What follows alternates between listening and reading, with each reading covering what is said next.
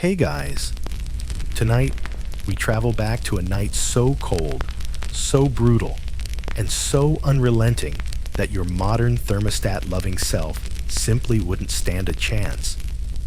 You've stumbled your way into a Viking settlement during the darkest, most merciless stretch of winter. There's no welcome party, just wind, darkness, and the faint glow of firelight leaking from longhouse walls. The snow under your boots is hard as rock, and your fingers are already too stiff to feel the door latch. You're not ready, not even close. So, before you get comfortable, take a moment to like the video and subscribe, but only if you genuinely enjoy what I do here. And, while you're at it, drop your location and let me know what time it is where you're listening from. Now, dim the lights, maybe turn on a fan for that soft background hum, and let's ease into tonight's journey together. You push open the longhouse door and are met with a wall of heat, but not the kind you're used to. It's a smoky, damp, livestock-scented warmth, and it doesn't reach the far corners. You're late. The prime sleeping spots near the hearth are already claimed by people with more seniority, bigger axes, or better reputations. You don't have any of those things. You get shoved toward the outer ring, where the warmth flickers and dies before reaching your shivering skin. You drop your cloak, which is crusted with half-frozen slush and smells like wet dog, onto a pile of straw that's barely a mattress. Your breath comes out in clouds, not little wisps, thick, icy fog that hovers in the air. You quickly realize your spot is directly in the path of the door draft. Lucky you. The walls of the longhouse are timber planks packed with moss, but the insulation is far from perfect. That wind outside, it cuts through the seams like a thief slipping through a crowd. You tuck in tight, trying to curl up small. But the cold doesn't care about your yoga pose. Someone near the hearth laughs a deep, raspy, Viking laugh, and the rest of the group raises wooden cups in reply. They're drinking something warm and alcoholic. You're not offered any. You don't even get broth. Newcomers and outsiders eat last and drink if there's anything left. The fire crackles, sending sparks up toward the smoky rafters. There's no chimney, so all that smoke stays inside. It hovers thickly near the ceiling and then slowly drifts downward. You're already coughing? Your eyes sting. It's like sleeping in a fireplace, only without the luxury of actually being warm. At your side, someone is snoring like a dying bear. Behind you, someone else keeps rolling over and elbowing your back.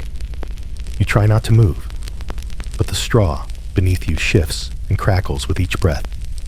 It's lumpy and damp, probably from someone else's sweat. Or worse, it's not a mattress. It's a compost pile with ambition. Outside, the wind howls again. This time, it carries with it a low groaning wood creaking under the strain of snow buildup, or maybe the cry of someone slipping on the icy path.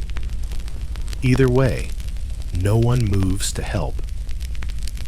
The rule in these parts is simple. If you're not inside when the fire starts, you better hope you made peace with the gods.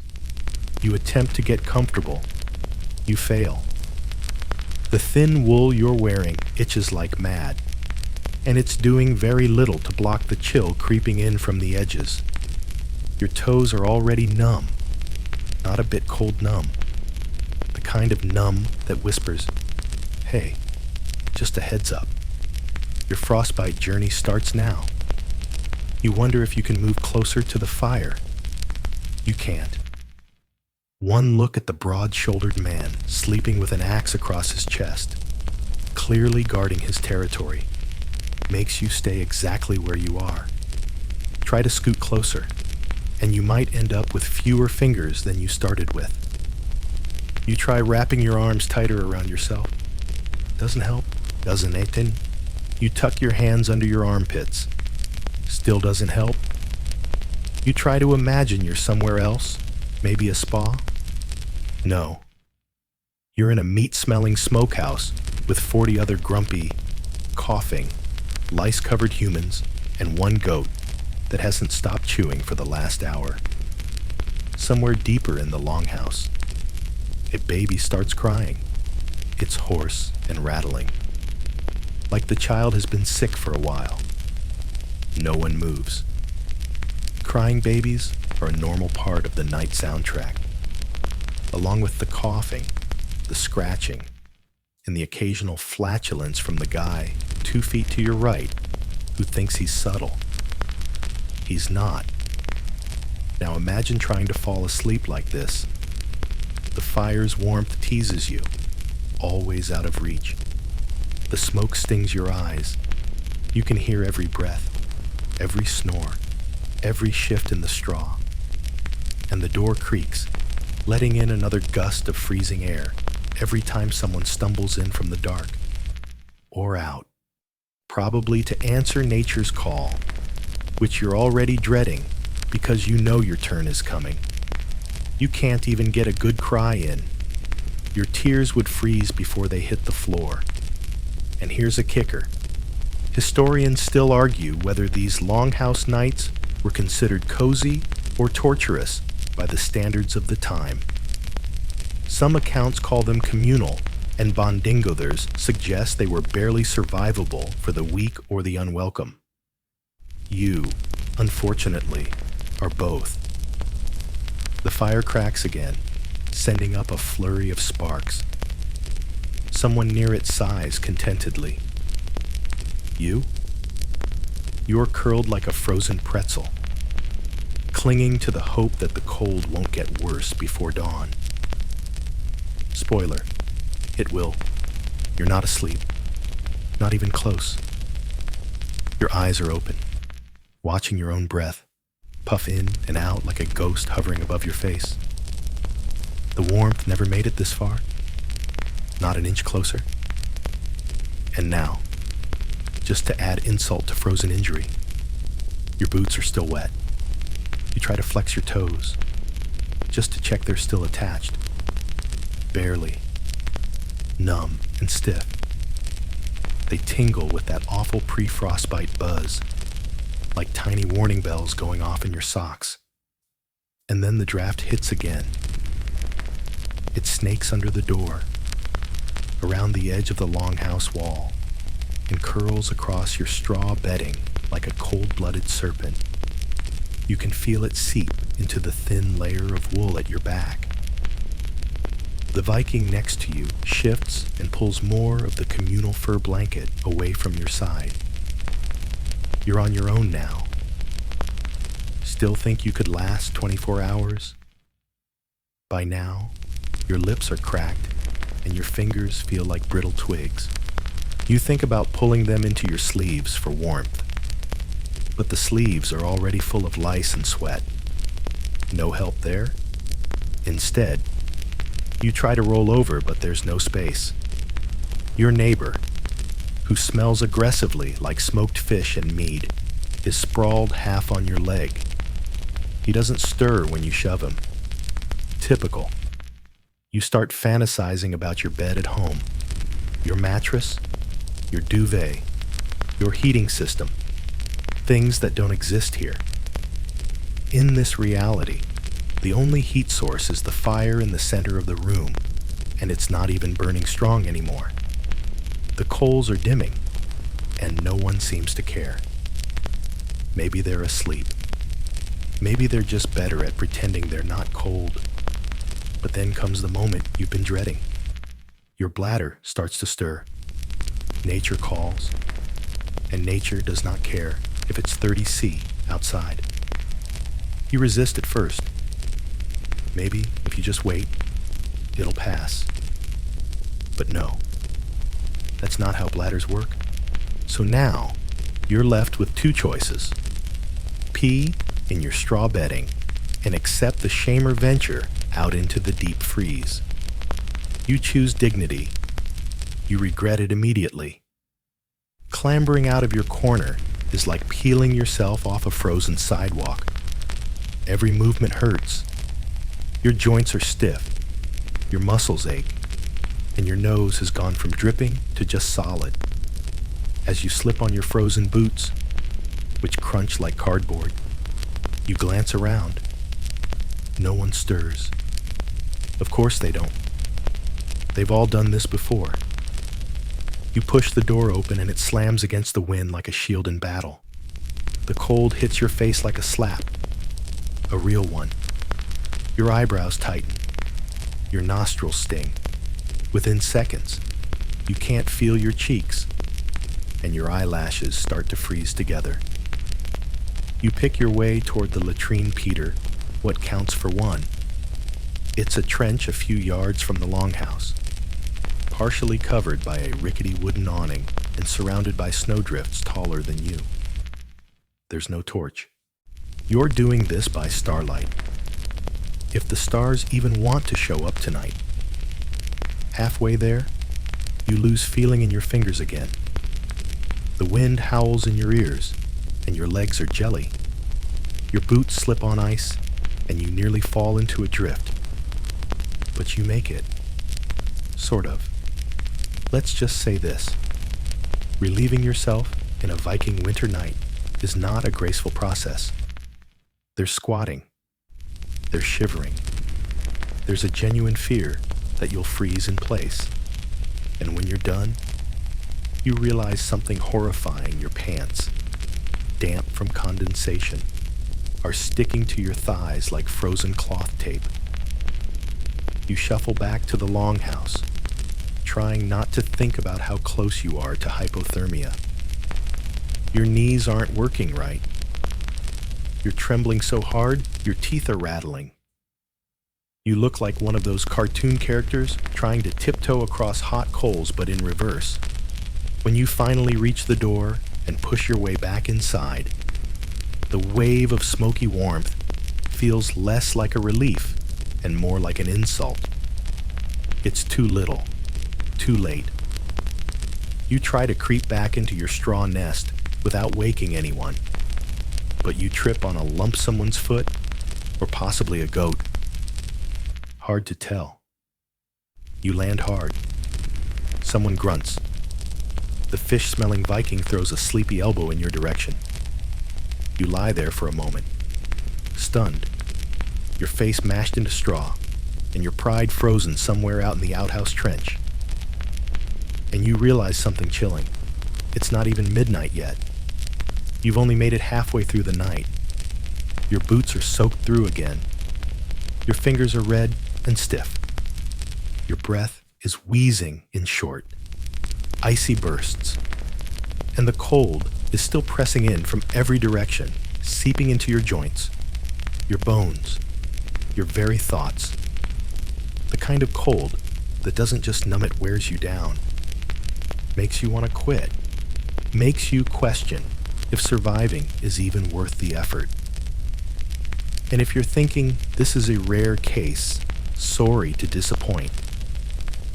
Historians still debate whether Viking winters were more fatal due to the weather or due to the compounding effects of sickness, starvation, and sheer psychological toll. Surviving the night wasn't a guarantee. Even if you were born into it, you weren't, and that's starting to show. Even curled tightly in your straw bed, wrapped in the remains of your dignity and a wet wool tunic, you realize your heartbeat is starting to feel distant, slower, thicker. Your body's pulling its energy inward, away from your limbs, trying to protect the core. It's a classic hypothermic response, but it's also a warning. You curl tighter, you listen to the fire crackle, you try not to cry, or at least not freeze while doing it. And somewhere in the longhouse, the baby starts crying again. The crying continues, high-pitched, wheezy, and unrelenting. kind of sound that frays nerves, especially in the dead of night, when sleep is already impossible. But here, it's more than an annoyance, it's a grim lullaby. That baby's lungs are fighting hard against the cold and the smoke. It's a sound you'll hear on and off until dawn, assuming you make it that far. You shift on your side and immediately regret it. The edge of a sharp sticker is at a rib bone. Jabs into your hip through the straw. You sit up to brush it away and realize the floor beneath you is not just hard, but hostile. It's uneven, half frozen, and littered with small, sharp remnants of whatever animals were last butchered here. You feel around in the straw and pull out what might be a knuckle joint. You drop it instantly. Great. Now your bed is haunted. A shuffle behind you draws your attention. One of the older men is sitting up, muttering to himself. You can't tell if he's praying or hallucinating, but judging by the way he's rubbing his arms, he's cold too, and that's a bad sign.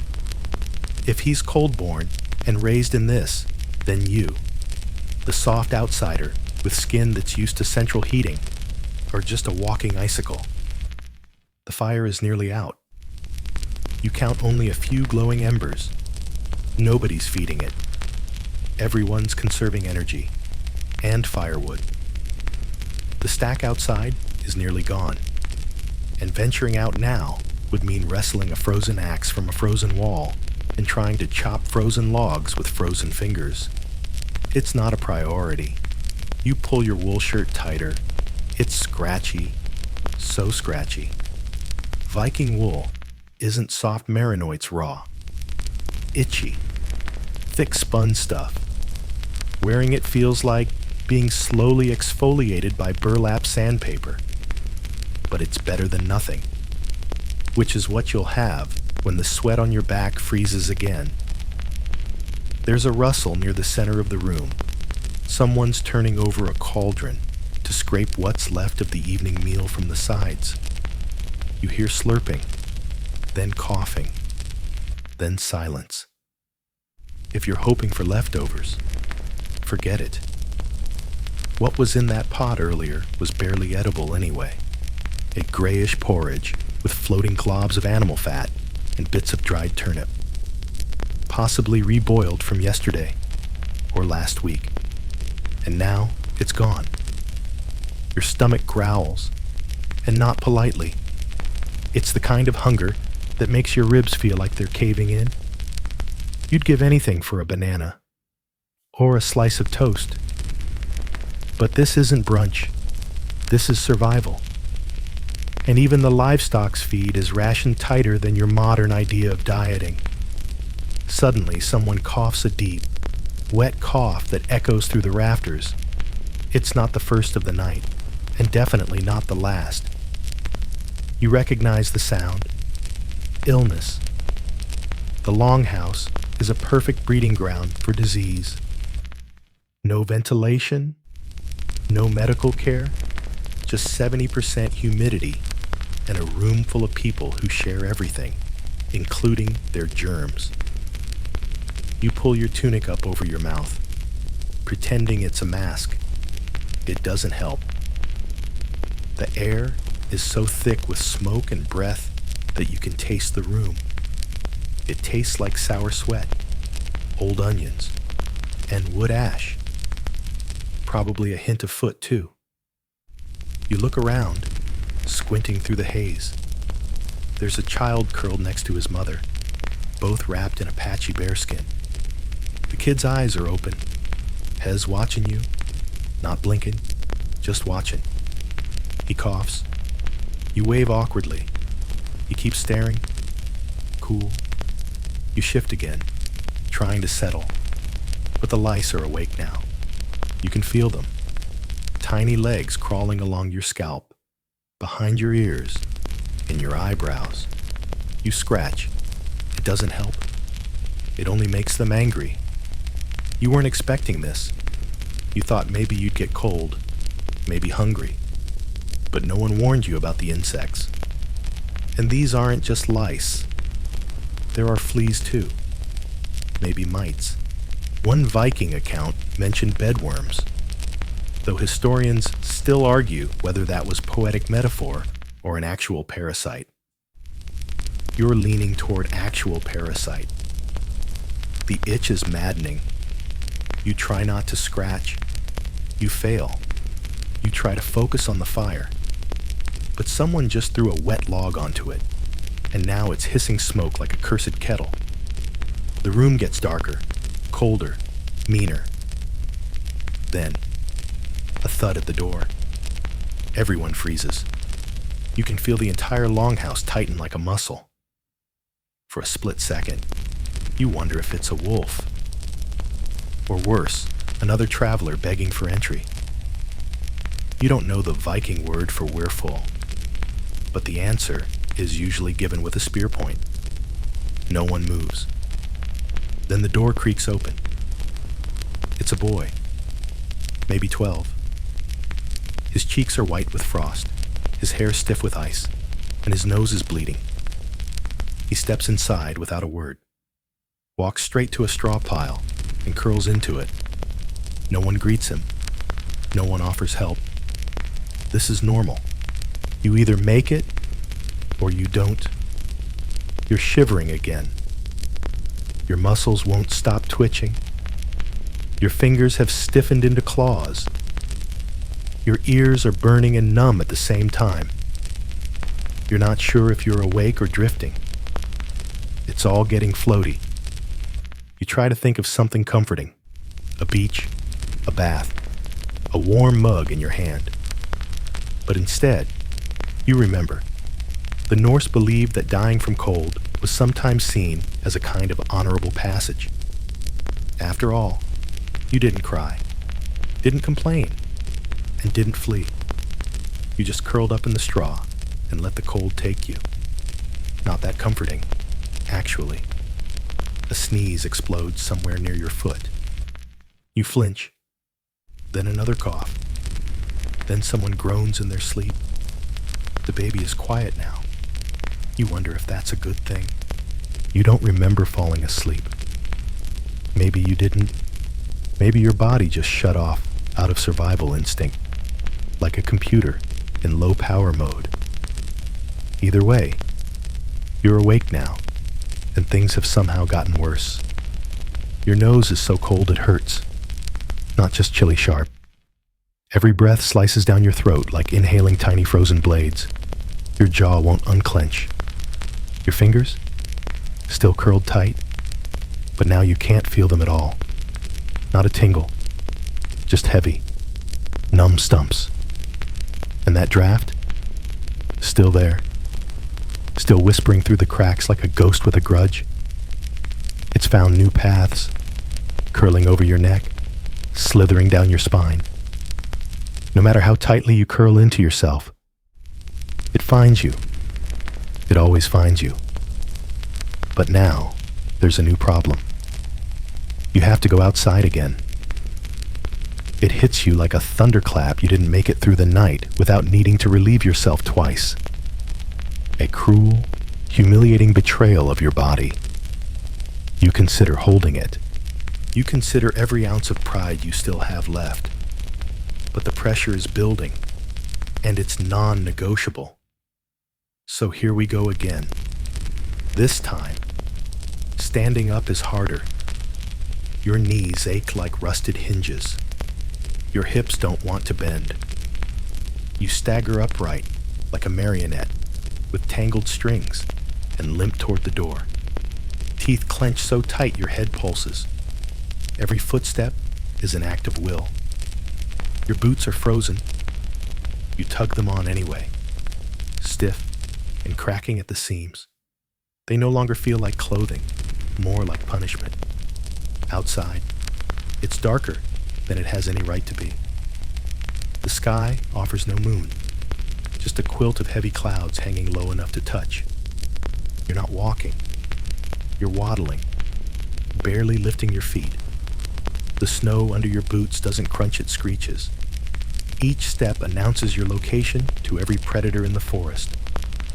Your breath clouds the air in thick plumes. You can't even see your hands in front of you. You try to stay on the narrow, trampled path toward the latrine trench. It's icy, slick. You slip. Not a big slip. Just enough to shake you to your core. Then comes the worst-case scenario. You misstep. You fall. But not just anywhere. You fall into the latrine pit. No. This isn't a metaphor. This is real. A true Viking nightmare. The outer trench is barely covered. Just some sticks, a few frozen boards, and a suggestion of structural integrity. One bad step, and down you go, half submerged in a slurry of old waste, half frozen sludge, and stomach-turning stink. You gasp, which only makes it worse. Your mouth fills with a reek of centuries-old despair. Panic surges. You scramble, slipping and gagging, trying not to scream. If you shout, the whole longhouse will hear. And worse, they'll remember. No one forgets the outsider who fell into the dung pit at midnight. You manage to crawl out, soaked from the waist down. Everything is freezing instantly. Your pants stiffen, your fingers burn, and your breath is ragged. You want to cry. You really, really do. But your tears freeze halfway down your cheeks. So instead, you shiver violently and limp back toward the longhouse. Dignity in tatters. Soul fully crushed. Back inside. The warmth hits like a cruel joke. Everyone's still asleep or pretending to be.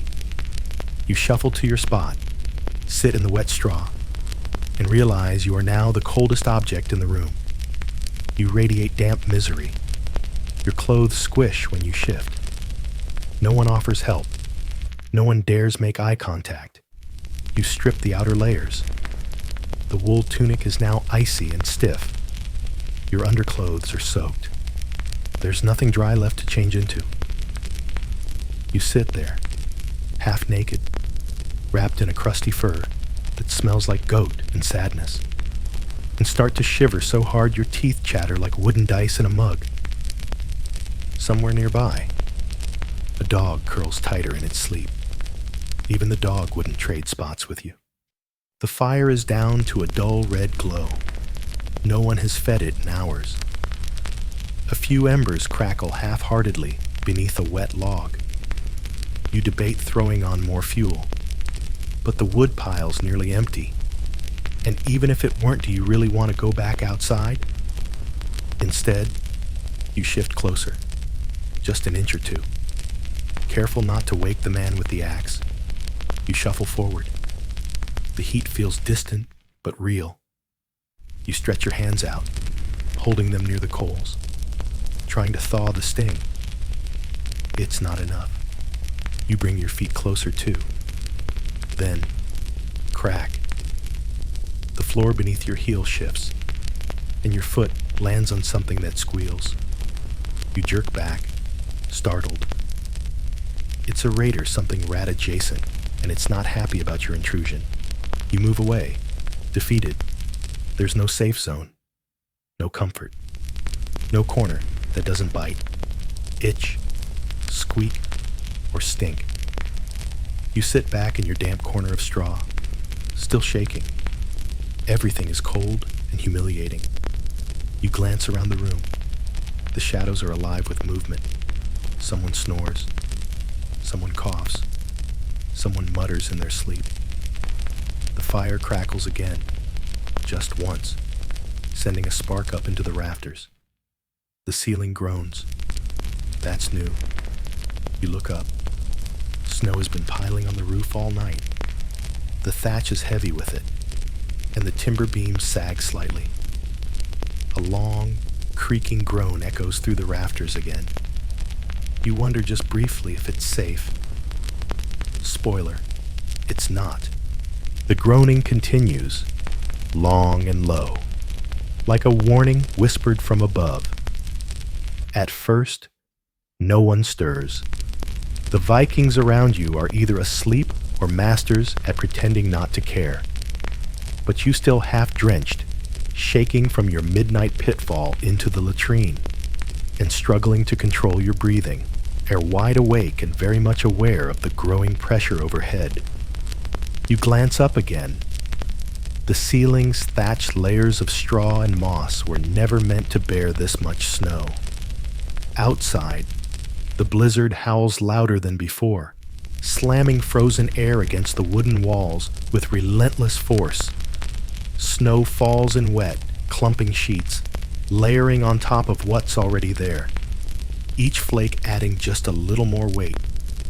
And now, the weight of it all is beginning to press down on the rafters. You see it beams that once looked sturdy, now sag slightly, bowed like the spine of an overworked ox. You brace yourself, just in case. And then it happens. A loud crack sharp and violent tears through the room like a thunderclap. You flinch. A section of the roof gives way in an explosion of snow, ice, and splintered thatch. It crashes into the longhouse in a blinding white spray, smothering a chunk of the fire pit and hurling cold air into the center of the room like a summoned blizzard. People scream. Someone swears. Sparks fly. Embers hiss and die. That little glow of warmth you've been clinging to? It's smothered beneath a pile of snow and soggy soot. You're directly in the path of the fallout. Snowmelt instantly seeps across the floor, sliding over the packed dirt and straw like an icy flood, reaching your already soaked leggings and confirming what you feared. Yes, it can get worse. It will get worse. This place isn't just uncomfortable anymore. It's turning hostile. The longhouse, built to survive winter, is beginning to lose that fight. The man with the axion of the warriors who's been asleep near the hearth leaps to his feet, curses loud enough to wake the ancestors, and stomps toward the roof with a look of grim duty. He's not panicked, just annoyed.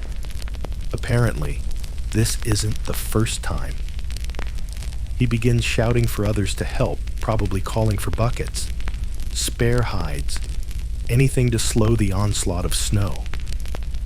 Someone grabs a pail to toss water onto a smoldering timber beam where a stray spark caught hold during the collapse. You hear the hissing splash as it hits the embers. A child starts crying. One of the goats bleats madly and tries to bolt for the door. The smell of smoke, wet fur, and panic churns together into a single awful cloud. And then someone trips over you. You're flung backward into a soaked pile of straw, your head smacking the dirt with a dull thump. Stars flash. Your vision goes black at the edges. For a few seconds, you're floating no sound, no sensation, just soft ringing and the vague feeling of being very, very far from your own body. When you come to, everything is colder. The fire is almost entirely out. The roof is open to the sky in one corner, and snow is still drifting in lazily, as if mocking the house's pathetic resistance. The temperature drops like a stone. Every breath feels like it cuts a little deeper, scraping your lungs with ice crystals. You try to sit up. Your arms barely respond. Your fingers won't curl. Your knees ache like they've been hollowed out and stuffed with gravel. You manage to prop yourself up on one elbow, shivering so hard your muscles begin to spasm. You look down at your hands, they're pale, stiff, the fingernails a worrying bluish shade. Your fingertips feel wooden, distant. That's not just cold, that's frostbite knocking.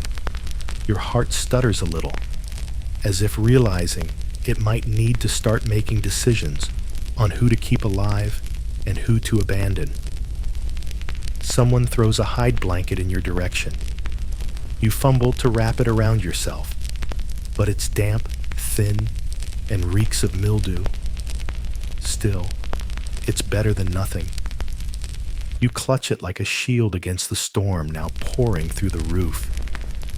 It buys you maybe 5 minutes before your bones start rattling again.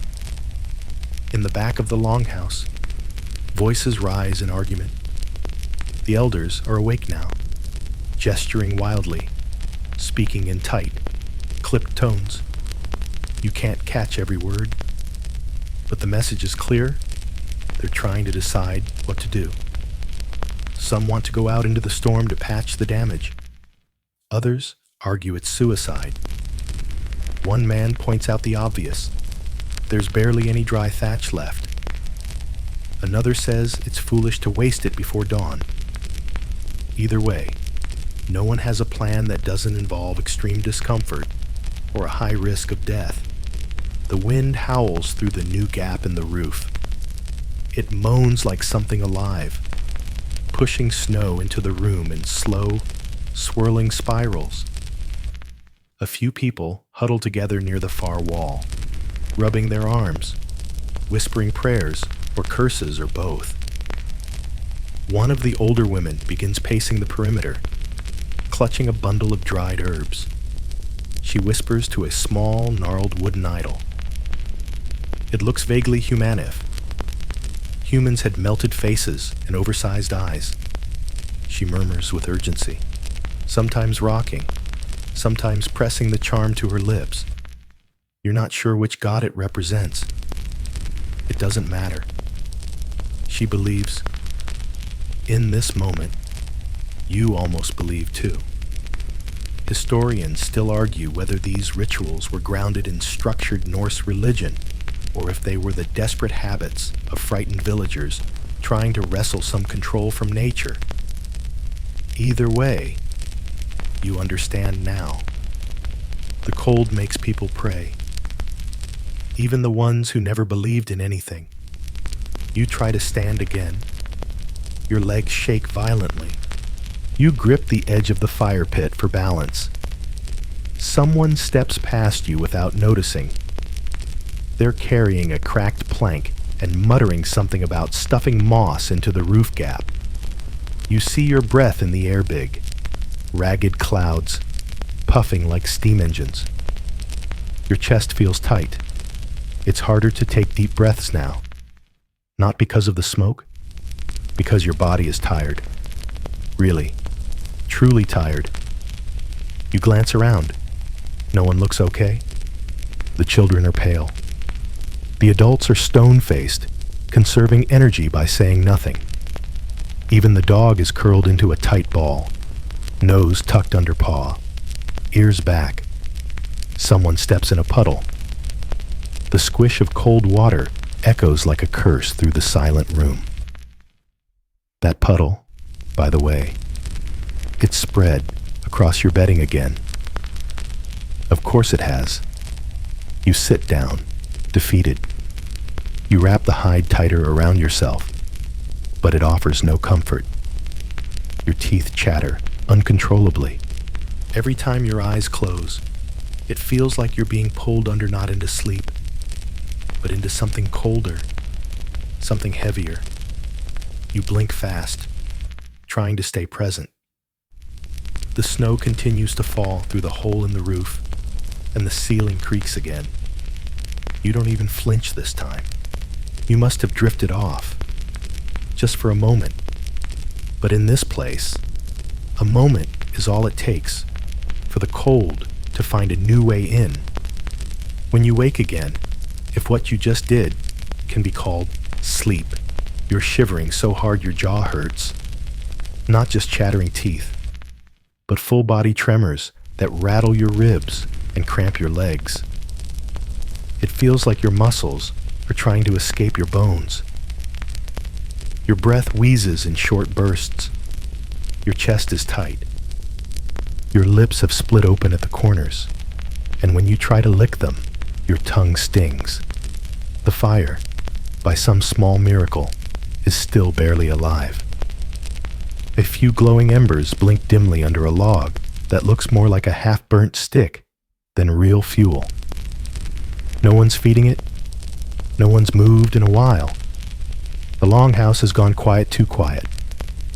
You sit up, wrapping the hide tighter. It smells like something died in it. Possibly two somethings. But you're past caring. You'd wear a bear carcass if it meant 5 degrees of warmth. The straw beneath you is damp, slick with melting snow, and probably goat urine. Every time you shift, it squishes. The wind outside hasn't stopped. If anything, it's worse. It howls like some ancient, angry beast circling the house, waiting for one more beam to snap. And with each new gust, the open section of roof breathes in more snow and cold, like the longhouse itself is struggling to keep breathing. You glance toward the fire and finally notice someone crouched beside it. A young man, maybe 16, shirtless, gaunt. His back is turned and he's rocking slightly, just rocking, staring at the coals like they might whisper something back. His skin is blotchy, pale in the flickering light. You realize he's not just cold, he's probably slipping. Hypothermia doesn't start with frostbite. It starts with quiet. You've read that somewhere, or maybe heard it in a survival documentary. First you shiver, then you stop shivering, then you get sleepy, and then that's it. You force yourself up, wobbling over to the fire. The young man doesn't move when you approach. You offer him your share of the hide. He doesn't respond. He doesn't even blink. You wrap it around both of you. Now you're both cold. But at least you're not alone. Behind you, someone coughs violently, a deep, rattling thing that sounds like it should have come out with chunks. It cuts through the air like a whip. Then another. Then silence again. Sickness, of course, was part of the package. With 30, 40 people packed into a wooden box, breathing the same smoky air and eating food that's seen better decades, illness is inevitable. You've already heard the theories. Tuberculosis was common. Lung infections, parasites, dysentery all on the menu. The Vikings didn't have antibiotics. They had herbal teas and spiritual chants. And if you were really lucky, someone might rub goose fat on your chest and call it healing. The rest was up to the gods or your immune system, whichever failed you first. A few feet away, a man sneezes into his hands and immediately wipes them on the straw bedding. That's effective. You pull your sleeves over your mouth and nose. It's mostly psychological at this point. If you're going to get sick, the damage is probably done. You've been here hours, breathing this human stew. A rat scurries across the floor near your feet. Just a shadow, but enough to make you flinch. You think it's gone, until you realize it wasn't alone. 3 more follow. One darts under the straw where someone is sleeping. The other 2 head straight for the side wall, vanishing into a hole so perfectly rat-sized it's probably been there for generations. You sit back, shake your head. So, to recap, you're frozen. You're probably mildly ill. You've fallen into a latrine pit. You haven't had real food in what feels like forever. And now, you're sharing your bedding with rodents and possibly an unconscious teenager. Things are going great. You look up at the open hole in the roof again. Snow is still coming in. Less aggressively now, but enough to leave a powdery dusting across the floor like icing sugar on a funeral cake. The ceiling creaks. Again, always. Suddenly, movement near the back of the room catches your eye. A man barefoot, wrapped in a reindeer hide, shuffles toward the back wall, Hez muttering something under his breath. Not words, just sounds, moaning, groaning. He reaches the door. He doesn't open it. He leans on it, just stands there, pressing his forehead to the wood. Then he turns, looks directly at you, and smiles. It's not a happy smile. It's the kind of smile you see on people just before they do something very strange or very dangerous. Then he walks outside. You wait. Nothing happens. Then, shouting. From outside, then silence again. No one moves. No one reacts. Apparently, this happens sometimes too. You lie back down, staring up at the drifting snowflakes through the hole in the roof. You let one land on your cheek. It melts slowly, painfully, like ice on sunburned skin. Historians still argue whether these communal longhouses created true bonds of fellowship or simply offered the illusion of safety during unbearable winters. Some say this was how families grew closer. Others say it was where trust went to die quietly, in the cold, with no one watching. You're starting to side with the latter. Someone coughs again. Another voice rises in muttered prayer. A baby fusses, then falls silent. You pull the hide up to your chin. Close your eyes. Try not to think about your toes. Try not to think about how many hours are left. Try not to think about how soft your own bed feels in comparison. Just try not to think. It's not dawn yet. That much is clear. The darkness still clings to everything, stretching the night into a long, merciless blur. You've lost track of time. There's no clock, no phone, no glowing numbers to offer comfort, just the occasional spark of a dying ember and the steady drip of snowmelt landing somewhere behind you. And now, the scratching begins. At first, it's faint. You think it's just your mind playing tricks, or maybe the rats again. But none of this is different. It's coming from within the straw. Slow, rhythmic, unmistakable. Something is crawling beneath you. You freeze. Your breath catches.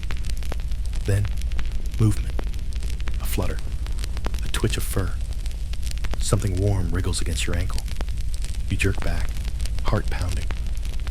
The lump of straw shifts and reveals a tail long, gray, and far too comfortable being there. A rat. Possibly two. Maybe more. They don't scatter. They just look at you, offended, like you're the intruder. You shoo them off with a weak flap of your hand, but they don't go far, just vanish deeper into the straw. You're too tired to care, too numb. The line between vermin and roommate is blurring fast. Around you, the longhouse groans in unison, not from structural strain this time, but from people beginning to stir. A wave of coughing, throat clearing, and heavy sighs begins to roll through the room like a cold tide. You spot someone spitting into the ashes near the fire. Thick, yellow, probably infected. You don't ask questions. To your left, a woman pulls a lice comb from her belt and starts grooming her child. The kid winces, but doesn't protest. It's clearly routine. The comb drags through the hair with a gritty scraping sound, and every few strokes, she flicks something into the fire. You tell yourself not to look too closely. Lice are not just a nuisance here. They're part of life, part of the atmosphere, part of you. Now, you can feel them on your scalp, a phantom tickling that won't stop. You scratch and scratch until your skin stings, and still it doesn't go away. No one smells good, not even close. Everyone in this room has been wearing the same wool, and fur layers for weeks, maybe months. The scent is an overpowering cocktail of sweat, smoke, wet dog, and boiled meat. If someone invented deodorant tomorrow, this house would still need a century to recover. You try not to breathe too deeply. You spot a man near the back wall chewing something. You think it might be leather, just a strip of boiled hide, chewed not for nutrition, but just to keep his jaw moving. Hunger here isn't dramatic. It's quiet, constant, just a dull ache that never leaves. The evening meal seems like a distant dream now. And breakfast? That's not really a thing. If anything, you might be handed a chunk of dried fish or a bit of old bread if you're lucky. Your stomach growls again, loudly. It actually hurts now, like it's folding in on itself. You try not to make a sound. You don't want attention. You especially don't want to draw the eye of the man 2 bed spots over who's been watching you with suspicion all night. Every time you move, he narrows his eyes. He's cradling a wooden club like a bedtime teddy bear. You shift in the straw and feel something sharp press against your side. You dig through the bedding and pull out a small, yellowed bone, probably goat or sheep. You toss it aside and immediately hear someone grumble behind you. Apparently, you've just flung it into their face. Apologies are not the culture here. Your feet are ice blocks. You've tried curling them in, rubbing them together, tucking them under your thighs. Nothing helps. You gave up on your toes an hour ago. They're dead to you now. You're not even sure they're still there. Your fingers aren't much better. One hand feels stiff, the knuckles barely bending. You try to make a fist.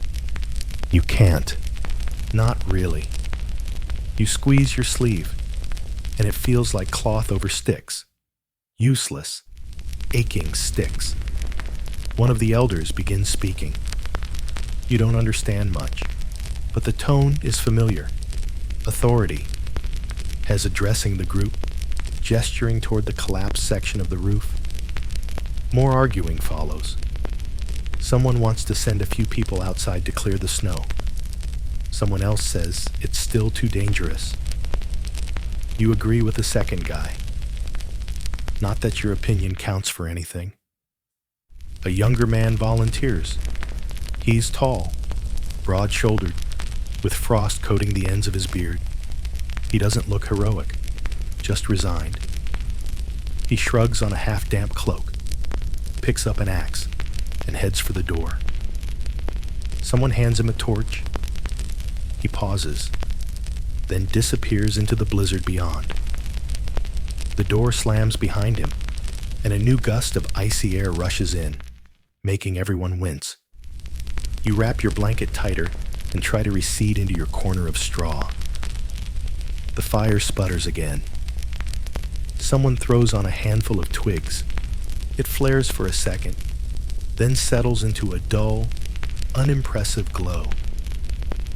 A girl maybe 10 years old leans close to the fire and stretches out her hands. Her knuckles are cracked and bleeding.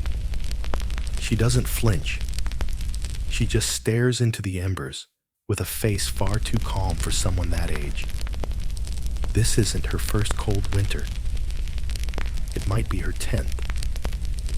She glances at you, then turns away. You hear the whisper of snow shifting on the roof again. Another ominous groan from above. Everyone looks up. Again. Everyone waits. Nothing falls. Not this time. You lie back. Not because you're relaxed, but because sitting takes too much energy now. You close your eyes for a moment, just a moment, and imagine a soft mattress, a warm blanket, something electric humming gently in the background, the sound of a heater, the quiet luxury of not worrying whether your ceiling might collapse in your sleep. You open your eyes again to straw, rats, breath clouds, and silence. You wonder genuinely how the Vikings did this year after year, how they lived through nights like this with no backup plan, no safety net, no exit to main menu, just cold and meat and gods carved into damp wood. Historians debate whether Viking winters bred resilience or simply filtered out the unlucky. Maybe both. What they agree on is that comfort, as we know it, didn't exist.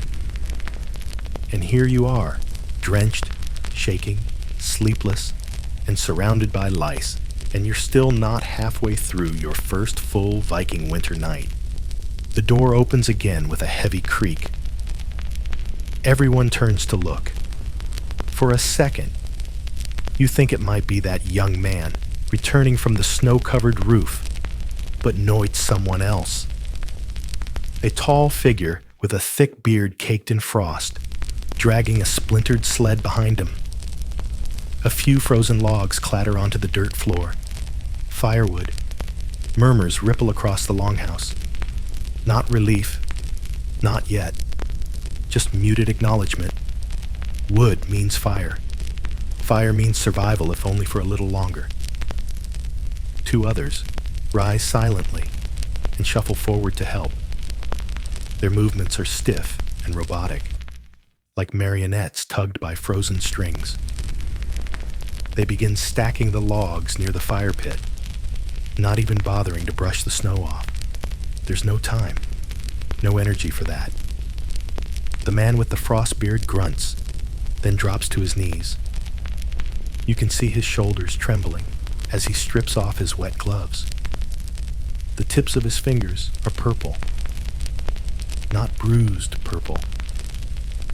It takes him 3 tries to pick up a fire poker.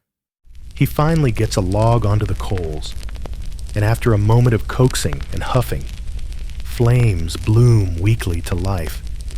The room breathes in together. Not relief, Agon. That's too optimistic, but a little less dread. For now, your limbs ache as you crawl closer. The new fire feels like a miracle. You stretch your hands toward it, wincing as the heat stabs your skin. It's too much at first. Your nerves aren't sure how to process warmth after so many hours of icy numbness. Your fingers pulse with the sting of returning circulation. It hurts. A lot. But it's a good hurt. You notice others doing the same. A half circle of hollow-eyed Vikings and one very pathetic time traveler gathered like moths, desperate for flickers of heat. Someone passes around a carved wooden cup. The smell is sour and meaty, some kind of broth. Maybe made from bones. Maybe from things better left unidentified. You get a sip. It's hot. It's salty. It's chunky. But it slides into your belly like molten gold. You don't care what it is. It's the first warm thing you've ingested in what feels like eternity.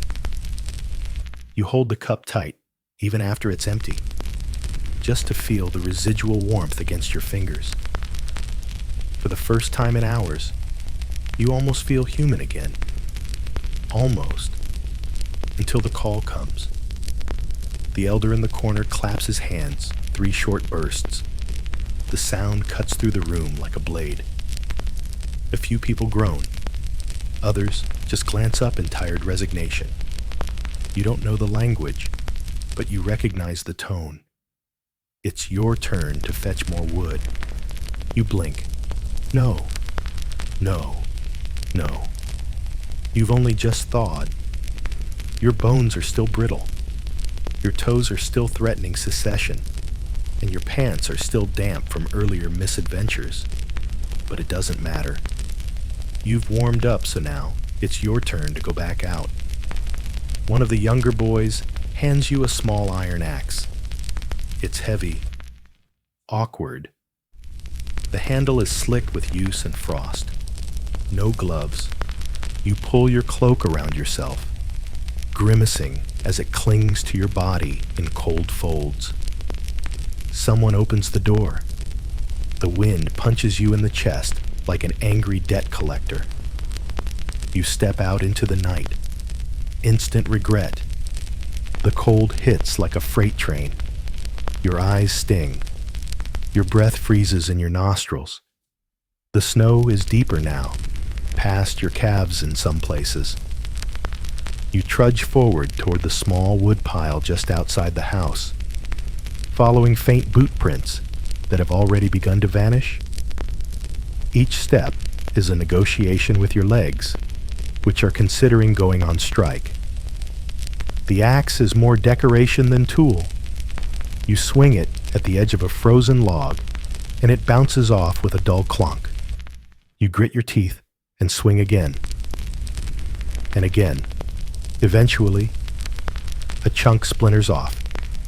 You grab it and toss it into a sack slung across your shoulder. Then another, then another. You lose feeling in your fingers again around log 3. You try not to cry. You load what you can carry and turn back toward the longhouse. The door is a warm rectangle of orange glow in the white void. It feels miles away. Your legs are cramping. You stumble, almost fall. You grunt, push forward. Inside, when you finally stumble through the door, you are no longer human. You are a walking ice sculpture in a cloak. Someone takes the sack. Someone else takes the axe. No applause. No thanks. This is just the job. You kneel by the fire again, trying to remember what it felt like to have working limbs. You stretch your hands back toward the flames. They hurt. Badly. But they're still attached. A man beside you spits into the fire. The phlegm sizzles. You don't flinch. Nothing shocks you anymore. Behind you, someone starts muttering again. The older woman with the herbs. She's humming now, rocking gently, her eyes locked on the wooden idol in her lap. You catch a glimpse of her hands. They're covered in tiny cuts, probably from stripping bark or digging frozen roots. You wonder how many winters she's survived. 10? 20? More. You wonder how many she's seen others not survive. That thought sits with you for a while. Historians still debate how Viking communities handled the most brutal nights. Some evidence suggests that not everyone made it. Quiet deaths in the night weren't uncommon. If someone didn't wake up, they were often just wrapped and carried outside. No drama, no funeral, just the snow. You can't tell if that's peaceful or horrifying. You shift closer to the fire, bones aching, heart pounding slower than it should. You glance around the longhouse. Every face is hollowed, cheeks sunken, eyes alert but far away. No one looks at you. Everyone is waiting for morning. But morning doesn't feel close. It feels like a rumor. You curl up in your straw nest again, if it can still be called that. The straw is frozen in places, stuck to your leggings, the floor, even your skin. You try to close your eyes, try to sleep, but your body is humming with pain. And you know, deep down, you'll be called outside again soon, because no one else is any warmer than you. The howling wind hasn't let up. If anything, it's louder wilder, like the entire night sky has lost its patience and is now tearing itself apart above you. But inside, the longhouse has settled into an eerie rhythm, a kind of survival-induced stillness. No one talks unless they have to. No one wastes breath. It's all about waiting, conserving, enduring. You've stopped looking at the hole in the roof. There's nothing you can do about it. The snow still drifts in, now just a soft trickle. The pile beneath it is over a foot tall, slowly melting into the straw and dirt, turning it into a slush puddle that creeps closer each hour. You moved your bedding a few feet away, but really, there's nowhere in here that's dry anymore. You sit upright, hugging your knees, wrapped in the damp fur like a burrito of resignation. The fire is burning again barely. A few logs, some kindling. Enough to stave off the worst of the freeze, but not enough to chase it away. The heat only extends a few feet. Beyond that circle, the room remains a fridge, and you are somewhere on the shelf between cold meat and already expired. And then you hear it, not outside this time, inside. A noise, low and rhythmic, not breathing, not snoring, scratching. You turn your head slowly. The source becomes clear. Someone near the far end of the room is scratching furiously at their own leg. Their tunic is pulled up, and you can see red streaks on the skin fresh, angry lines. The kind of scratches people make when the itching is no longer tolerable. As using a carved comb, dragging it across his shin like a rake through a thorn bush. You grimace. He doesn't notice. He's too focused, locked into his private war with whatever's living in his clothes. Lice? Probably. Fleas? Almost guaranteed. Scabies? Maybe. You feel your own scalp begin to itch again, like a contagious suggestion. You scratch behind your ear, where the tiny bites are clustered, and find new ones forming. This is your life now. You are host to a colony of creatures that do not care about your personal boundaries. The Longhouse, you realize, is alive, not just with people, but with an entire ecosystem. Mice scurry between gaps in the walls. Fleas leap between straw beds. Insects nest in the beams. If you fell asleep and didn't wake up, you'd become part of the life cycle within a day or two. That's not a morbid joke. That's reality. You shift your weight and wince. One of your feet has completely lost feeling. Not just pins and needles. This is a block of wood, attached to your leg, refusing to obey commands. You try rubbing it. Nothing. You slap it. Still nothing. The fire isn't helping. You're too far gone for that now, and you still have to pee again. You hold it. You try to hold it. You really, really do. But the pressure is unbearable. So you begin the mental negotiation. Stay warm and risk embarrassment, or brave the outhouse again and risk actual death by freezing. You choose option 3. Sneak into the cold corner of the longhouse and use the small clay pot that someone mercifully placed near the wall. It's meant for the sick or the elderly, but tonight, it's for the desperate. You shuffle toward it like a guilty ghost, trying not to make noise. The floor squeaks. The straw crunches. Someone stirs nearby. You pause, frozen, in more ways than one, until they settle again. You reach the pot. Do your business as quietly as possible, then shuffle back to your straw. You made it. Victory. Viking style. But now, you're wide awake again. So you listen. There's always sound, even in the stillness. You hear the wind clawing at the walls. You hear wood groaning under pressure. You hear coughing from at least 3 different people. A baby whimpering. A man muttering in sleep. Somewhere, someone is chewing on something that doesn't sound like food. And then there's the whisper. At first, you think it's the wind again, but nothing is closer, more distinct. You strain your ears. It's 2 men, whispering under their breath in the corner. You can't understand the words, but the tone is hushed, tense, like they're discussing something forbidden. You catch snippets. Bad luck omens outsider. Your heart ticks faster. They're talking about you or someone else. You hope, but deep down, you know. You don't belong here. You're not from this world. You don't have the right furs, the right scars, the right history. You haven't earned your place. You haven't hunted in the forest or fought in a raid. You showed up shivering, clueless, and dripping in latrine water. That doesn't make you a guest. It makes you a problem. You lie back down, trying to appear small, harmless. The whispering continues. One of the men glances your way. You shut your eyes, pretend to sleep, pretend you're just another frozen lump in the straw.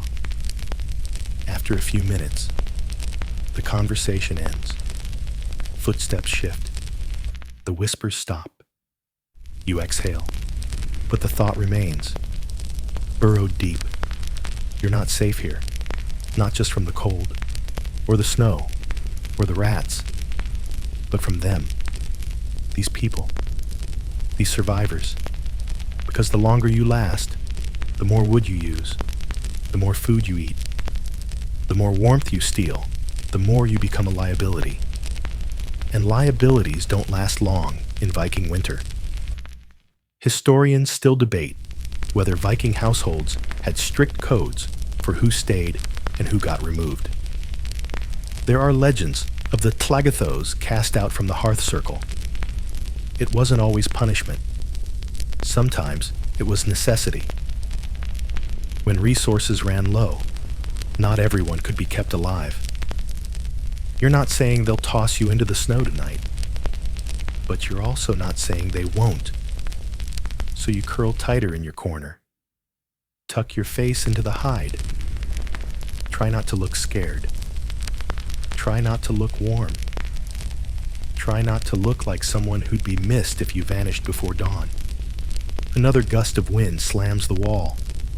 Another rat scurries over your foot. Another hour passes.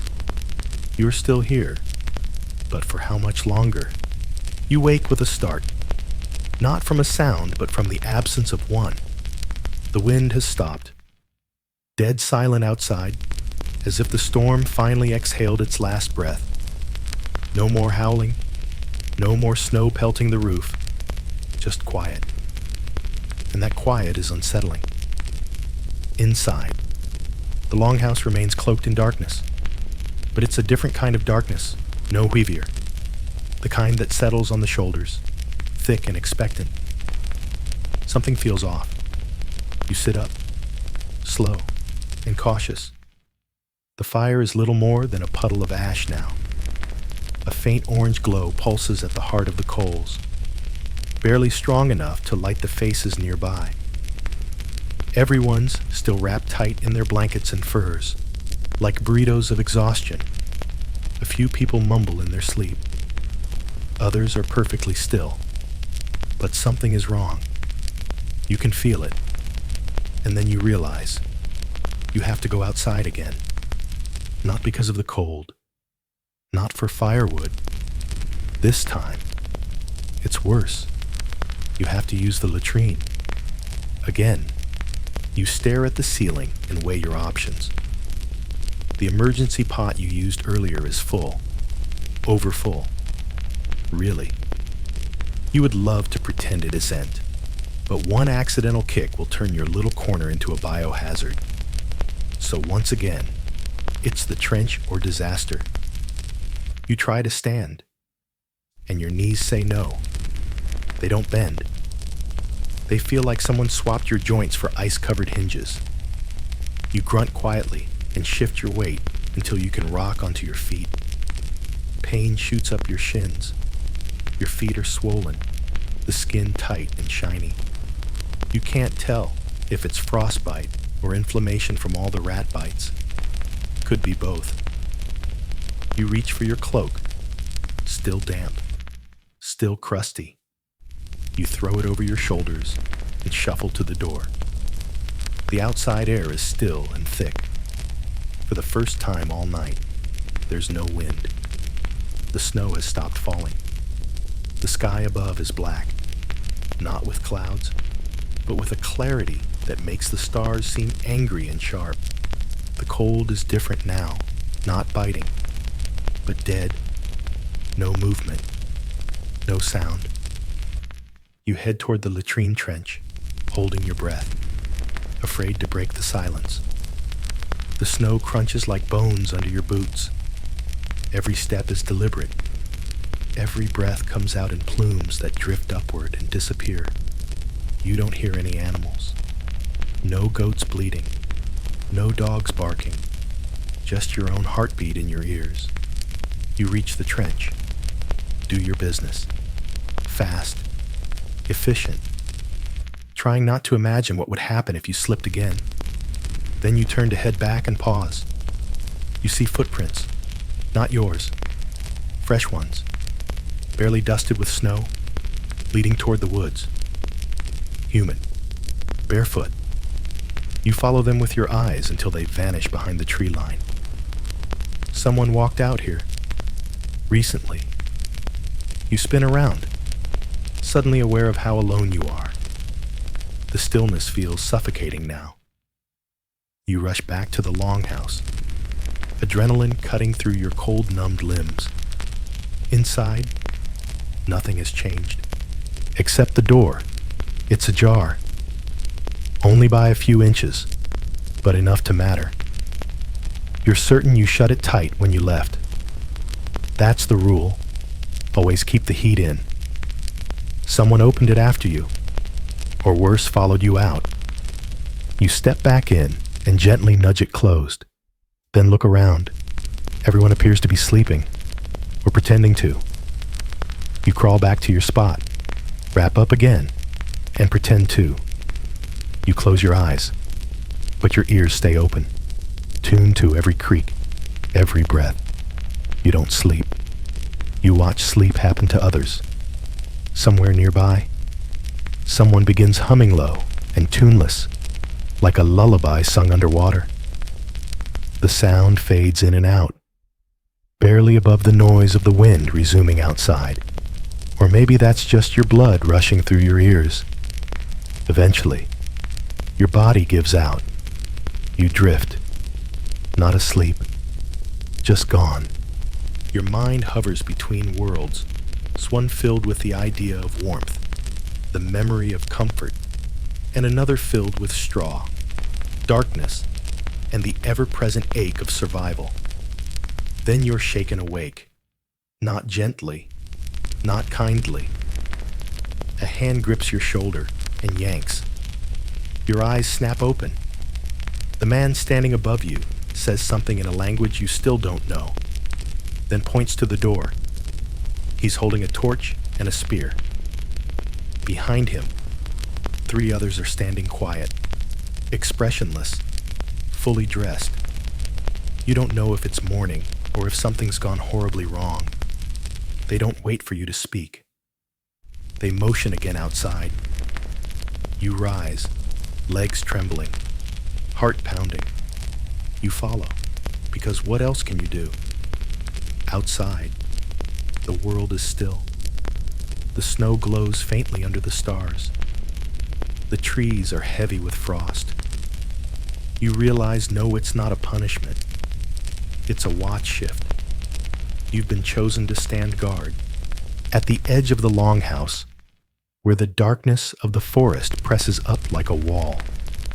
You are handed the torch and left alone. The others disappear back inside, leaving you to the silence, the snow, and whatever waits in the woods. You grip the torch with both hands, trying not to let it shake. The cold is deeper out here, the kind that doesn't just freeze your body, it reaches inside your skull, slows your thoughts, dulls your instincts. Time passes. You don't know how long. You see shapes in the dark, hear twigs snap. Your imagination runs wild wolves, raiders, spirits. You remember old stories of drug-run-dead Norse warriors cursed to wander the cold. angry and unfinished. Historians still argue whether Draugr tales were metaphors for fear or real supernatural beliefs. Tonight, you're leaning toward the latter. Because something is out there. You grip the spear tighter. You hold your breath. You wait. The cold seeps into your boots again. You think of your bed, your pillow, a heater humming quietly, the soft glow of a nightlight. You think of hot showers and microwaves. You think of not standing guard outside a Viking longhouse at 4 a.m. with numb fingers and no clue what you're defending against. But you also realize you haven't died yet. You're still here. Barely. But still here. And the night isn't over. The torch flickers low in your grip, shrinking with every minute, just like your hope. The flame is thin now, barely a whisper, casting elongated shadows that stretch across the snow in front of you like reaching arms. The spear in your other hand feels heavier than before, though nothing about its weight has changed. What's changed is you. Your arms are tired, your spine is stiff, your legs ache from the cold and the tension of standing upright for who knows how long. You shift your weight and wince. Your boots crunch on the snow-packed ground, the sound echoing like it's daring something out in the woods to respond. But nothing comes. Not yet. The silence here isn't peaceful, it's loaded. Thick. Like a breath being held by the entire forest. Your eyes scan the tree line again. You know you're supposed to be watching for danger wolves, strangers, raiders, but truthfully, your attention keeps slipping. Your mind wanders. It has to. It's the only way to survive the cold. You think about how soft socks used to feel, about showers, about climate-controlled anything. You try to imagine warmth as a color, as a taste, just to trick your brain into making it real again. It doesn't work. The torch hisses as it reaches the wet knot near the base. You know you should probably head inside for a new one, but you don't want to move. Because moving means opening the door. And opening the door means letting the cold in for everyone. You'd rather freeze a little longer than be that person. Eventually, though, the torch sputters and dies with a faint spit of smoke. Darkness floods in like a tide. And now you're really alone. No light. No sound. Just the bite of the cold and the creaking of the trees. You turn slowly and walk back toward the longhouse. The roof looms ahead, covered in snow and outlined against the star-strewn sky. You reach the door, knock softly, 3 taps and wait. That's the rule. It opens after a pause. Someone's hand grabs your arm, pulls you inside, shuts the door tight.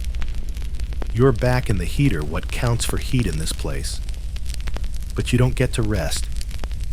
Someone else pushes past you, gesturing.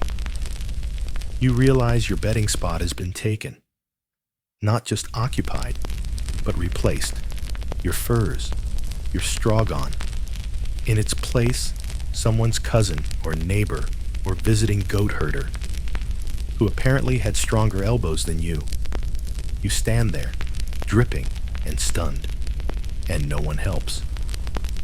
So you find another spot closer to the wall, farther from the fire, colder than before.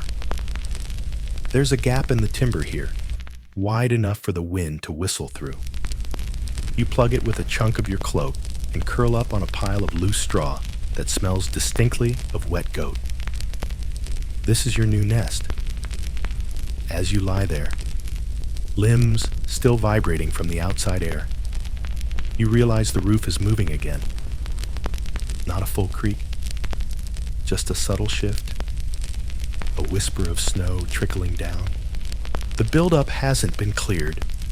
And now, it's threatening to collapse again. You lie awake beneath it, staring upward, wondering if the next few minutes will bring a cave in. The person next to you turns in their sleep and coughs straight into your face. Nice. You roll the other way and come face to face with the wall. The gap between the boards lets in tiny flurries of snow, which melt on contact with your cheek. You press your forehead against the wood. It's cold enough to hurt. But the hurt is real, and real is preferable to numb. You close your eyes, try to sleep. Try not to think about the lice crawling back into your hair. Try not to think about your foot, which still hasn't thawed completely. Try not to think about how every muscle in your back is locked tight from standing watch, with a spear you had no idea how to use. Time drips by. Eventually, the faint sound of someone tending the fire rouses you. You open one eye. A young girl, barely older than 10, feeds a stick into the coals, carefully, reverently. You watch her for a while. Her face is thin, her hands too small for the job, but she moves with practiced rhythm, like someone who's done this her whole life, because she has. She finishes, then crawls back to her own corner, where two siblings huddle under a shared blanket. She pulls it over their heads and disappears beneath it with them. You're left with the fire's gentle crackle and the renewed warmth it offers. You shift slightly, trying to inch closer without bothering anyone. You succeed by exactly 6 inches. They help. 6 inches of extra heat can mean the difference between numbing and thawing. But then the breeze returns. At first, it's subtle, a whisper at your neck, then stronger, then undeniable. You feel around and find it. Another gap in the wall hidden beneath a loose panel, right by your straw. Cold air pours through it like a faucet. No wonder this spot was open. You reach up and try to plug it with a scrap of cloth. It helps, a little, but the air still leaks. You're too tired to find a new place. So you lie there, staring up at the ceiling, listening to the sounds of shared misery all around you. Snoring, coughing, shivering. The longhouse is alive, in the worst way. Every breath another reminder that no one here is truly asleep. Just lying still, waiting, hoping. You try to remember how this started. How long ago was it that you first stepped into the longhouse? Optimistic, wide-eyed, thinking you could last just one night? Was that 12 hours ago? 6? Longer? Your body doesn't know anymore. Time is broken. Your thoughts blur. Your hands feel like someone else's. Your heartbeat is slow, heavy. You drift, and dream not of warmth, not of rescue, but of absence. A black field, a snowfield, silent, soft, and merciful. A world with no cold, a world with no feeling, just peace, until a rat runs across your chest. You bolt upright with a gasp, heart hammering, adrenaline surging like a jolt of fire through frozen veins. The rat is gone. Or maybe it wasn't a rat. Maybe it was a dream. But the feeling, those tiny feet sprinting across your ribs, that scratch of claws on your tunic that was real enough to leave your whole torso twitching. Your breathing is ragged, shallow. You press a hand to your chest, half expecting to find claw marks or tiny footprints. Nothing. Just your own skin, clammy and trembling. You wipe your face with the edge of your sleeve and wince. Your forehead is cold to the touch. Too cold. Not just from the room. This is internal. Like your blood's running half speed. You look around. Most people are still curled in their nests. layered like laundry in a cold dryer that never turns on. The fire's down to coals again. There's not much fuel left, and even less motivation to get more. The kindling pile beside the pit is practically gone. You shuffle a little, adjusting your straw, trying to avoid the wet spots. The more you move, the more you stir the inhabitants beneath it.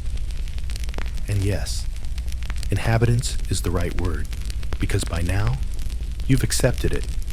The floor is alive, at least 3 times during the night.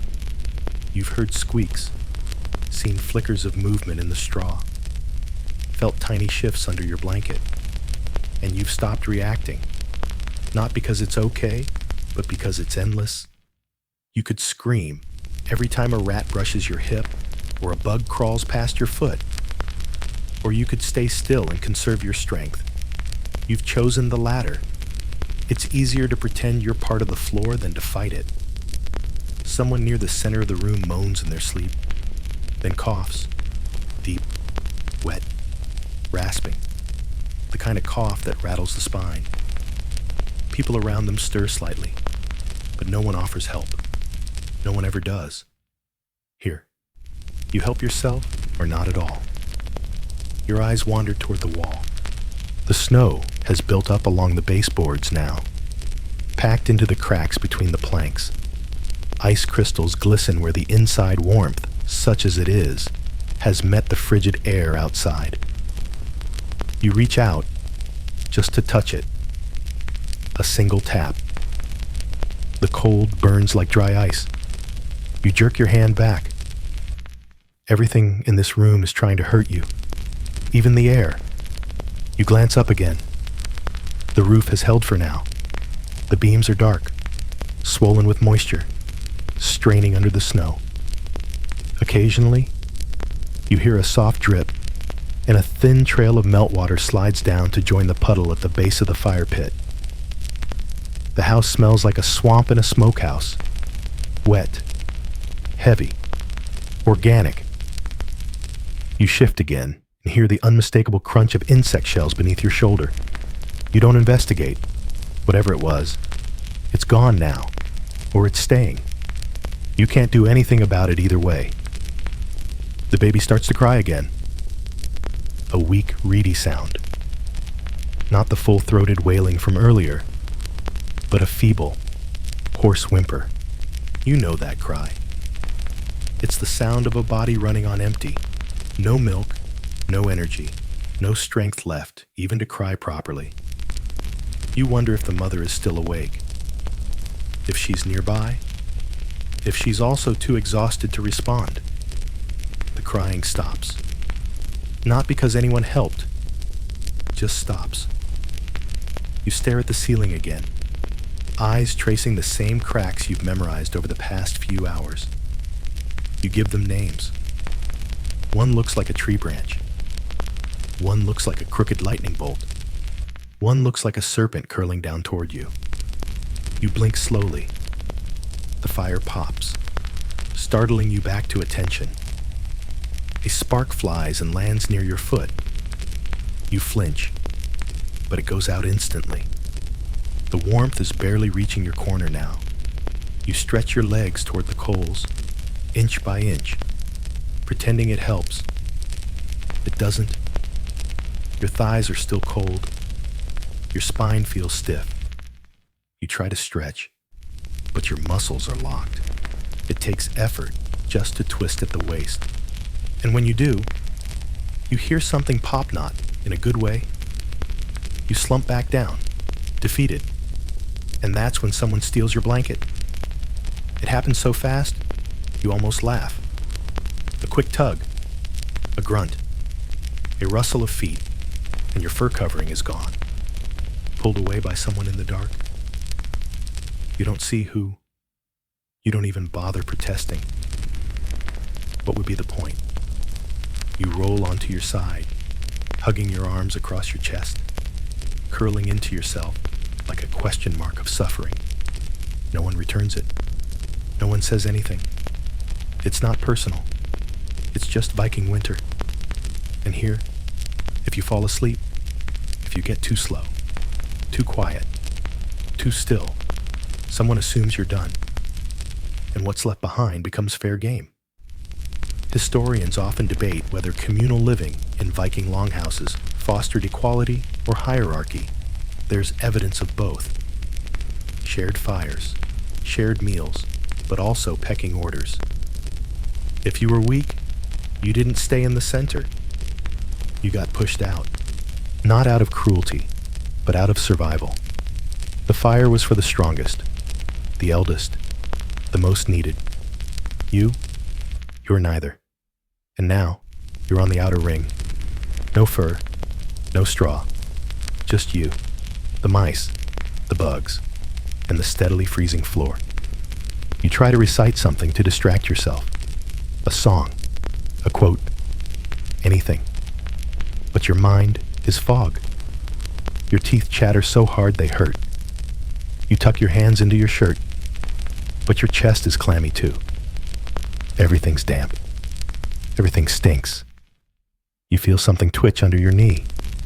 Probably a mouse. You don't move. Just breathe. Breathe. And hope the air you're taking in still counts as survival. You close your eyes again. Not to sleep. Just to not see for a while. You don't know how long your eyes have been closed. Maybe minutes. Maybe an hour. But what wakes you this time isn't the cold. Or a rat. Or another sudden draft. It's shouting. Low at first, then sharper. Urgent. You blink your crusted eyes open. Several people are on their feet. One man is pointing toward the center of the longhouse, where someone is lying deathly still. Too still. The fire crackles just behind them, casting flickers of gold and orange across a pale face. There's a sudden rush of movement, hands grabbing, checking, shaking. No response. Someone else lets out a bark of something guttural in order. A demand, and another man drops to his knees, presses his ear to the person's chest. Stillness. You already know. The longhouse has lost one. There's no ceremony, no sobbing, just silence. The kind of silence that wraps around your spine and pulls tight. You sit up, hugging your knees, trying not to make eye contact.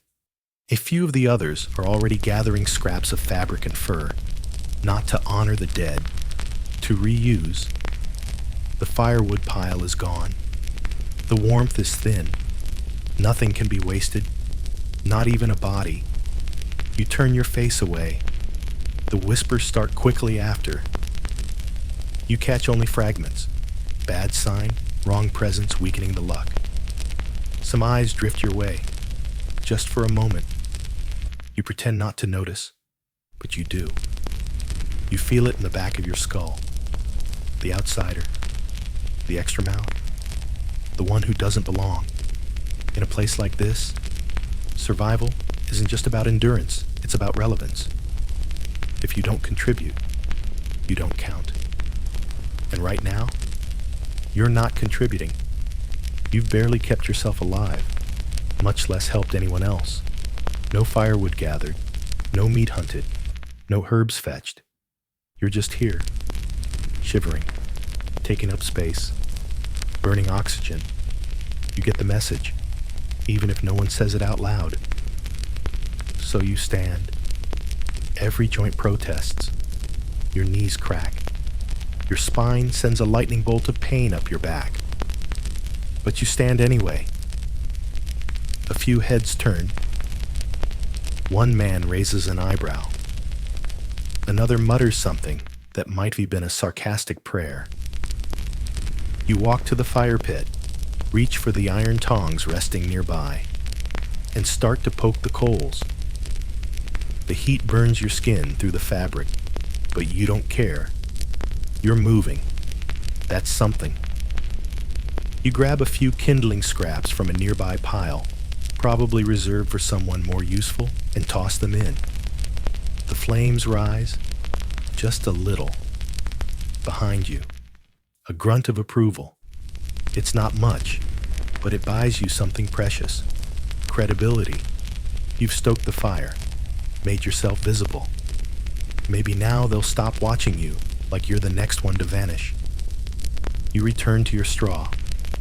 Not your old spot, that one's still occupied. A new one, closer to the wall, colder, but less visible.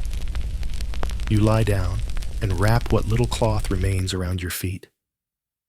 One of your toes doesn't seem to move anymore. You wiggle the others. They respond. Good enough. From across the room, a voice calls out, not to you, just in general. It's the elder again. He says something sharp, and 3 people stand. They gather sacks, cloaks, crude knives. You recognize the routine now. Another group, heading out into the morning darkness to check traps, search for firewood, maybe chase off scavengers. The door creaks open. The air that enters is somehow colder than the night before. As it slams shut behind them, you feel it. A shift. Inside the longhouse, things are changing. The tension is thicker now, heavier. One death has a way of making everything feel fragile. Your eyes roam the room again. Some people are huddled in silence, others sharpen blades. One man, near the far wall, is carving something into a bone with the tip of his knife. And someone is still watching you. You don't look directly, but you feel it. That heatless, sideways glance. The kind that's deciding something. It clicks. You realize now no one here is truly resting. Everyone is calculating, measuring, weighing. Every log burned, every scrap of food, every breath of warm air. They know who's worth what. And if the fire dies before dawn, someone's going to suggest what or who needs to go. You're not strong. You're not useful. You're cold. You think back to the sagas you've skimmed, the tales of exile, of trial by weather, of gods testing mortal strength through winters long and cruel. Historians still argue whether stories of midwinter sacrifices were metaphor or memory, whether people were truly offered to the elements to spare a household from ruiner, whether those tales were the product of fear, sharpened by time. You no longer care, because sitting here, on a floor that squirms with life, wrapped in someone else's discarded cloak, you know this much. If the fire dies again, you're next. You adjust your position, trying to look smaller, less threatening. You tuck your feet under your thighs, pretend to sleep. No one moves. No one speaks. The fire crackles, and the ceiling creaks again. The creak turns into a groan, a long, heavy complaint from the ceiling beams that stops every breath in the room. No one speaks. No one moves. Eyes dart upward in the flickering firelight. The roof isn't collapsing yet, but it's thinking about it. The snow above must be knee-deep by now, pressing down on the thatch like a silent avalanche waiting for its cue. You hold your breath with the others, every muscle clenched. Then the sound stops. Everyone exhales. But the fear doesn't leave. It just hangs in the air, like smoke that never clears. You look around. The room has shifted again. Not physically, but socially. You can feel it. Something brittle has entered the group dynamic. Too many hours without food. Too many bodies sharing too little warmth.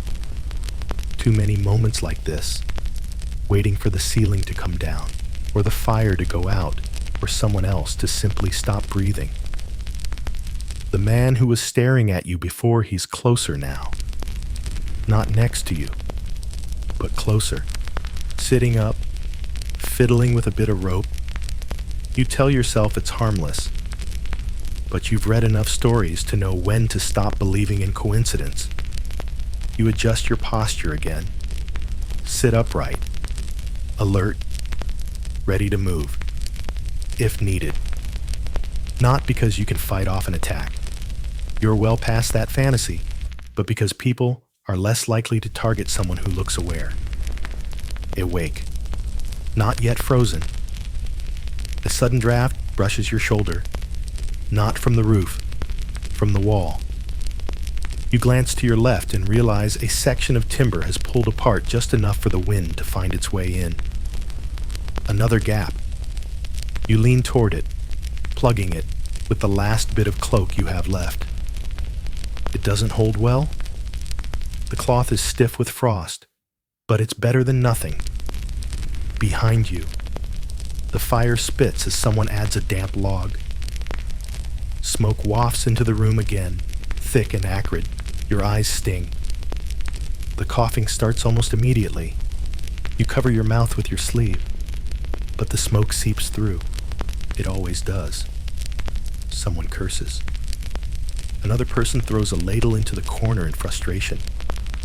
No one is handling this well. A man near the center sits up suddenly, his eyes wide and wild. He looks around, confused, lost. Then he mumbles something and collapses forward onto the floor, just down, like a puppet whose strings were suddenly cut. No one rushes to help. Two others walk over, roll him onto his side, check his breath. A moment of silence. Then one shakes their head. That makes two. The longhouse just lost another. This time, the whispers come faster. You hear words that don't need translating. Luck God's bad presence. Someone mutters something sharp, and a few others nod. And then there it is, a hand pointing at you. You freeze. The elder, the one who gave out the watch shift earlier, steps forward, says something firm, not angry but final. He gestures toward the door, then to you, then again to the door. The message is clear. Get out. The world narrows. You glance around, looking for help. No one meets your eyes. Not even the girl who fed the fire earlier. Not even the old woman with her herbs. Everyone's still silent, watching. You try to explain yourself, but you don't speak their language. And even if you did, what would you say? I'm not cursed. I haven't brought bad luck. I've only been here one night. They've already decided. You stand, slowly, dizzily. Your legs are pins and needles. You're not even sure your feet will carry you. The elder moves aside, clearing a path. The man with the rope is still coiling it, absently, like a fisherman killing time. You grab your cloak. What's left of it? Someone tosses a satchel at your feet. It hits with a thud. Probably the last of your food, if there's any at all. You pick it up, numb, weightless. You shuffle to the door. Someone unlatches it and pulls it open. The cold explodes into the room. A wall of air so sharp and dry, it feels like inhaling powdered glass. The snow is deeper than you remember. The wind louder. The night darker. You step outside, and the door closes behind you. Just like that. Silence. No protest. No regret. You're on the wrong side of the threshold now. For a moment, you just stand there, stunned. Your brain stumbles over the reality. You're outside, alone, in the middle of the night, in the coldest part of the year. No fire, no furs, no allies. Just a sack, a broken cloak, and a chill so deep it feels like it's crawling into your ribs. You look around. There's no shelter, no second longhouse, no waiting tent. Just snow, trees, a sky full of pitiless stars. You stumble forward, instinctively. Your legs move because they must. You don't know where you're going, You just know you can't stay still. If you stop, you die. That much is certain. You make it 10 paces before the cold begins to blur your vision. You make it 20 before your left foot begins to drag. 30 paces, and the wind picks up again. The trees sway like giants waking from sleep. And behind you, the longhouse vanishes into the dark. No more firelight. No more voices. Just you and the cold. You don't scream. There's no point. The wind would swallow the sound. The snow would muffle it. And besides, who would hear? Who would care? You walk, or try to. Each step through the snow is a battle.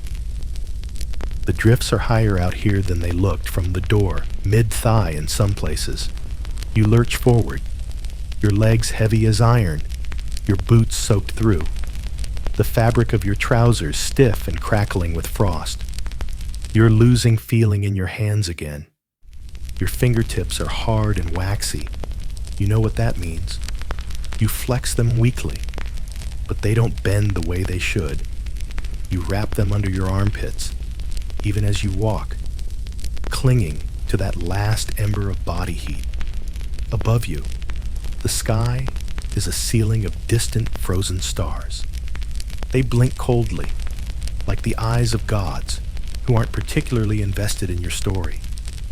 There's no moon, just endless darkness interrupted by tiny white pinpricks. Each one an ancient fire burning a million years too far away to help you now. You stop to rest. Bad idea. The moment you stop moving, the cold tightens around you like a net. Your muscles lock up. Your breath gets shallower. The wet fabric beneath your cloak freezes stiff. You keep going. You trip once over a buried root, or your own boot. You fall hard, the snow catching you with a soft thump. You lie there a moment, not from pain, from sheer emptiness. You think about closing your eyes, just for a second. But that second could become forever. So you push up, stagger forward. Your brain is sluggish now. Thoughts drift like smoke in a closed room. You can't remember which direction the longhouse was, or where the tree line started, or how long it's been since you stepped outside. You see a shape in the snow ahead. You squint. It's a tree stump, or a rock, or a figure. You blink again. It's gone. You shake your head, or try to. Your neck doesn't want to turn anymore. You settle for leaning forward, knees buckling slightly. The cold is inside you now, not around you, in you. Your ribs ache with each breath. You're moving on autopilot, muscles twitching under layers of frozen clothing. You try to remember your name. You can. But it takes longer than it should. That's a bad sign. Your boots feel full of water. Slush squelches with each step. You're limping. Your right foot is fully numb now. You could be stepping on nails and not feel it. Maybe you are. The snow deepens. You stumble into a clearing. Just a small one, an opening in the trees. The wind dies down here, slightly, enough that you can hear your own breathing. You kneel. Not because you want to, because your body insists. You rest your hands on your thighs. Your fingers leave damp marks on the wool. You watch the steam rise from your sleeves. Just for a moment, it's quiet. No wind, no shouting, no rats, no smoke. Just quiet. You close your eyes. You don't mean to fall asleep. You just stop being awake. When your eyes flutter open, the world has changed. Not much, just enough. The horizon is hinting at gray, not sunrise, not yet, but that silvery shift in the sky that says morning might be on its way. Your body, though your body is not on board, You can't feel your hands at all now. Your cheeks are numb. You've stopped shivering. That's the most dangerous part. You're too cold to shiver, and you know what that means. But something inside you refuses. Not like this. You pull yourself upright, barely. You fumble with the satchel slung over your shoulder. Inside, a hunk of hard bread, a pouch of something that might be dried fish, and a scrap of fur just enough to wrap around your neck. You cram it all on. Eat a bite of the bread. It tastes like bark. You don't care. You chew. You chew life back into your jaw. And then you move. Just a few steps, then a few more. The trees thin ahead. And then you see it. Smoke. Not much. Not a plume. Just a faint column rising through the trees, no wider than a breath. Another house, another fire. You don't stop to consider it. You go, one foot in front of the other. You don't know how. You just do. You're still walking, even now, though your steps are slower, softer. The snow beneath your boots crunches more gently than before, and the air, while still cold, carries the subtle promise of something different, something lighter, something after.